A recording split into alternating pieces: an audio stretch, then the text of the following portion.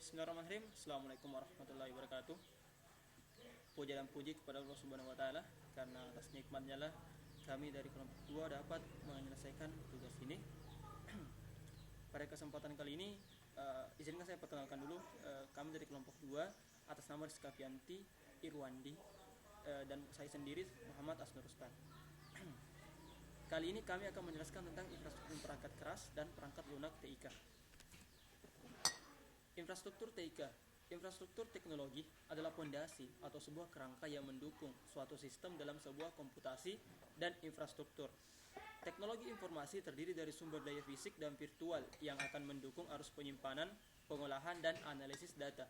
Infrastruktur perangkat keras pada data center biasanya akan melibatkan server subsistem penyimpanan perangkat jaringan seperti switch, router, dan kabel fisik, dan peralatan jaringan khusus seperti firewall. Perangkat keras atau hardware TIK. Perangkat keras atau hardware adalah salah satu komponen dari sebuah komputer yang sifat alatnya bisa dilihat dan diraba secara langsung atau yang berbentuk nyata, yang berfungsi untuk mendukung proses komputerisasi. Macam-macam hardware dan jenisnya. Pertama, alat input.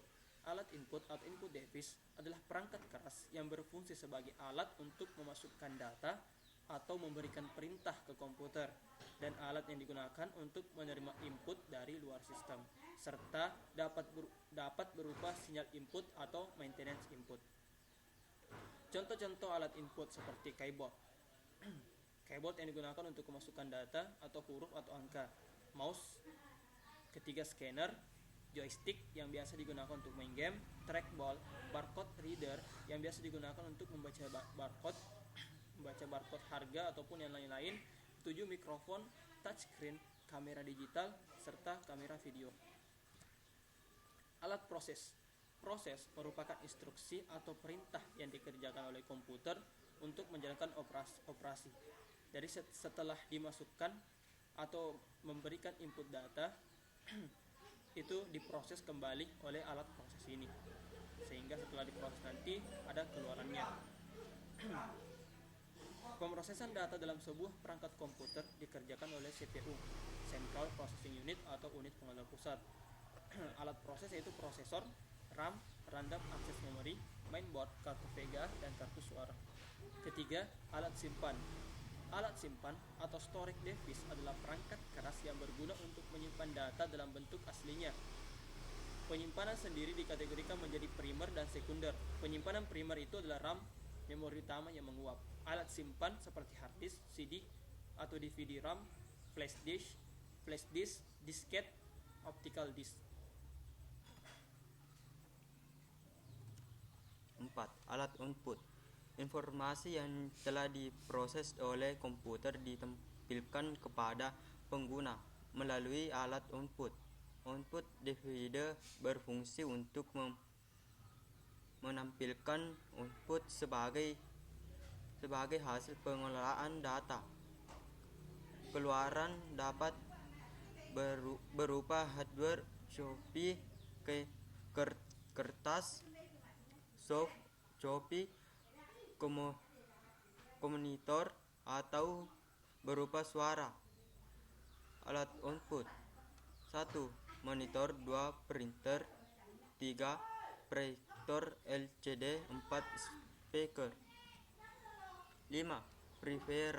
Peripheral atau perangkat tambahan dalam perangkat keras yang dihubungkan ke komputer untuk meningkatkan kegunaannya. Dan karena peripheral adalah perangkat tambahan sehingga tidak setiap komputer memilikinya. Peripheral: 1. Kartu jaringan, 2. modem, 3. USB, 4. UPS. Selanjutnya, perangkat lunak atau software TIC.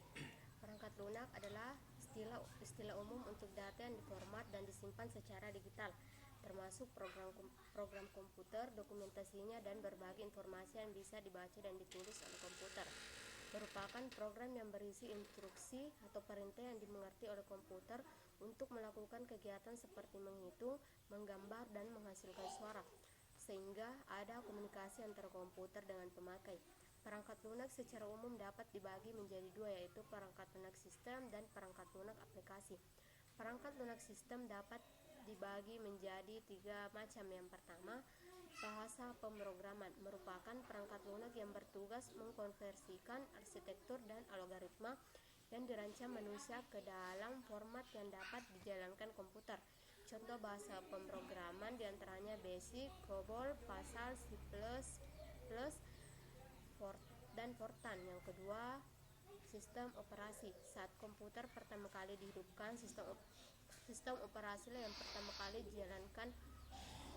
Sistem operasi yang mengatur seluruh proses, menerjemahkan masukan, mengatur proses internal, memanajemen penggunaan memori, dan memberikan keluaran ke peralatan yang bersesuaian. Contoh sistem operasi DOS, Unix, Windows 95, IMB, OS, 2, dan Apple System. Yang ketiga, utility. Sistem operasi merupakan perangkat lunak sistem dengan fungsi tertentu, misalnya pemeriksaan perangkat keras, memeriksa disket yang rusak, mengatur ulang hard disk, dan contoh utility adalah Norton Utility. Baiklah, itulah tadi materi dari kelompok kami. Wassalamualaikum warahmatullahi wabarakatuh.